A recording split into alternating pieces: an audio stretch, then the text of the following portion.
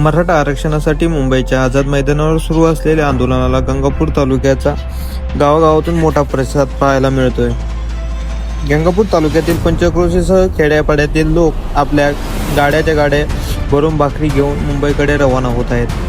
पावसाळ्यातील कठीण परिस्थितीमध्ये आंदोलनाच्या हालअपेष्टा कमी व्हाव्यात यासाठी भाकरी, शेंगदाणा चटणी, ठेचा, फरसाण, बिस्किट आणि पाण्याच्या बाटल्या आणि सुकामेवा अशी अन्नसामग्री जमा करून मुंबईला पोहोचवली जात आहे। गावागावातून निघालेल्या गाड्याच्या ताफ्यामुळे समाजातील एकजुटीचे दर्शन घडत असून मराठा आरक्षणासाठी लढा अधिक बळकट होत आहे।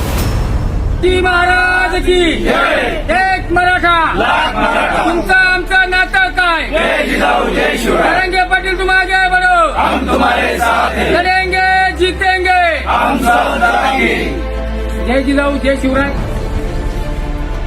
मुंबई येथील आझाद मैदान या ठिकाणी मनोज जरांगे पाटील यांचं मराठा आरक्षणासाठी आंदोलन चाललेलं आहे आणि या आंदोलन चालू असल्यामुळं या हरामखोर सरकारनं त्या ठिकाणी बसलेल्या आंदोलकांची आबळ व्हावी, त्यांची खाण्यापिण्याची व्यवस्था पूर्ण बंद केलेली आहे। त्यामुळं गायगाव, अंबळनेर, लखनपूर, गणेशवाडी या ठिकाणून लोकांनी भाकरी या दिलेल्या आहेत। तसेच नुसतं मराठा समाजच नव्हे तर मुस्लिम समाजाच्या बांधवांनी सुद्धा आणि 18 पगड जातीच्या लोकांनी सुद्धा आपल्याला या ठिकाणी रसद म्हणून लोकांना खाण्यापिण्याची व्यवस्था या ठिकाणी दिली आहे। आमचे मित्र पत्रकार जमील भाई पठाण यांनी मराठा आंदोलकांसाठी 50 किलो फरसाण आणि 10 बिस्किटचे बॉक्स हे मराठा समाजाला दिलेले आहेत। त्याबद्दल मराठा समाजाच्या वतीनं जमील भाई यांचे खूप खूप धन्यवाद।